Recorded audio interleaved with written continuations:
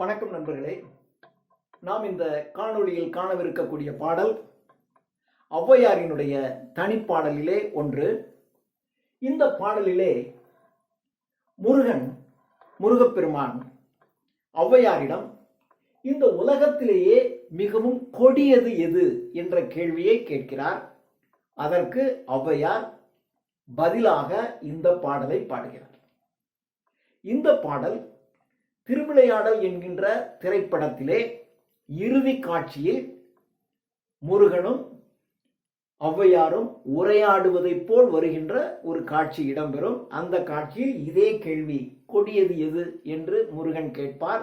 அதற்கு ஔவையார் இந்த பாடலை பாடுவார். திருவிளையாடல் திரைப்படத்திலே இடம்பெற்றிருக்கக்கூடிய பாடல். இப்பொழுது நாம் இந்த பாடலை காணலாம். கொடியது கேட்கேன், கொடியது எது என்று கேட்கக்கூடிய நெடிய நீண்ட வேலினை உடைய முருகனே, முருக கடவுளே, நெடிய வெவ்வேலோய், வேலை கொண்டிருக்கக்கூடியவனே, வேலை கொண்டிருக்கக்கூடிய கடவுளே, கொடியது எது என்று நீ கேட்கிறாய். கொடிது வறுமை கொடிது. இந்த உலகத்திலேயே மிகவும் கொடுமையானது வறுமை. நாம் விரும்புகின்ற ஒன்றை செய்வதற்கு நமக்கு பொருள் தேவை. நேர்மையாகவும் நியாயமாகவும் நாம் செய்கின்ற ஒரு காரியத்திற்கு நமக்கு பொருள் தேவை. அந்த பொருள் இல்லை என்று சொன்னால் நம்முடைய வாழ்வு பயனற்றதாக போய்விடும்.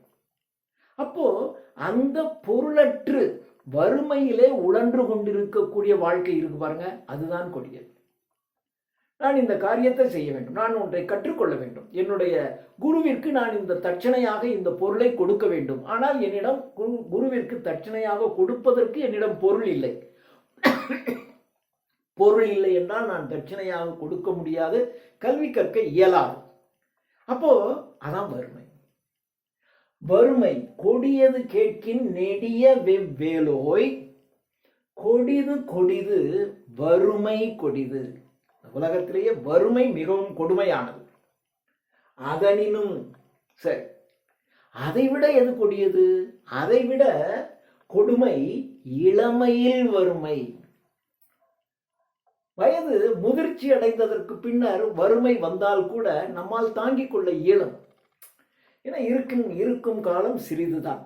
அந்த இருக்கின்ற காலத்திற்குள் நமக்கு ஒன்றும் ஒரு பெரிய பொருள் தேவை அதிகமாக இருக்காது. அப்படியே ஒரு தேவை ஏற்பட்டால் நம்மால் அதை ஓரளவிற்கு அதை நம்மால் சமாளித்துக் கொள்ள இயலும். ஆனால் இளமையில் பொருளினுடைய எந்த காரியத்திற்கும் இளமையில் பொருள் தேவைப்படும். அப்போ இளமையில் வறுமை இருக்கு பாருங்க, வறுமை கொடிது. அதைவிட இளமையில் தோன்றுகின்ற வறுமை, ஏற்படுகின்ற வறுமை மிகவும் கொடியது. அதனினும் கொடுமை இளமையில் வறுமை, அதனினும் கொடிது. சரி, இளமையில் வறுமை இருந்தால் கூட நம்மால் சமாளித்துக் கொள்ள இயலும். ஆனால் உங்களிடமிருந்து நீக்க முடியாத கொடிய நோய் நமக்கு இருந்து விட்டால், ஆற்றொணா கொடுநோய், அதனினும் கொடியது. வறுமையினும் கொடியது இளமையில் வறுமை, அதனினும் கொடியது ஆற்றொணா கொடுநோய். ஆற்றுவதற்கு இயலாத, தணிப்பதற்கு வழியில்லாத கொடுமையான நோய் நம்மை பீடித்திருந்தது என்று சொன்னால் அது மிகவும் கொடியது. நோய் தீர்ந்துவிடும். ஒரு வார காலத்தில், ஒரு மாத காலத்திலே இந்த நோய் தீர்ந்துவிடும் என்ற நம்பிக்கை இருந்தால் மிகவும் சரி.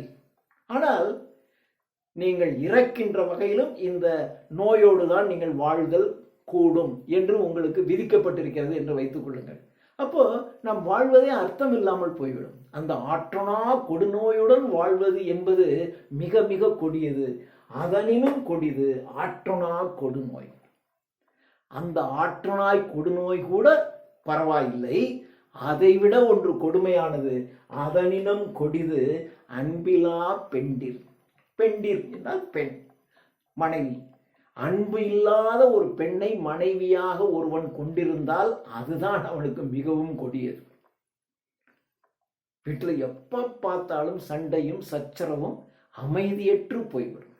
அப்போ அன்பிலா பெண்டிரை வாழ்க்கை துணையாக கொண்டிருப்பது என்பது இந்த உலகத்தில் அதைவிட மிகவும் கொடியது. அதனினும் கொடிது அன்பிலா பெண்டில். அதனினும் கொடிது. அந்த அன்பில்லாத பெண்டில் கூட நமக்கு வாழ்க்கை துணையாக இருந்து விடலாம்.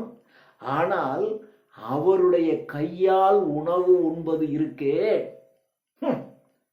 சாப்பிட வந்தாச்சா கொட்டிக்க. ஏசி இடாமல் ஏசி இடலில் இடாமை நன்று என்று சொல்லியிருக்காங்க. திட்டிக்கிட்டே உணவு போடுவதை விட உணவே போடாமல் இருப்பது சிறந்தது. அப்போ அன்பில்லாத அந்த பெண்டினுடைய கையினால் உணவு உண்பது அதனினும் கொடிது. அதனினும் கொடிது இன்புற அவர் கையில் உண்பது தானே. உண்பது என்பது இன்பத்தை கொடுக்கக்கூடியது.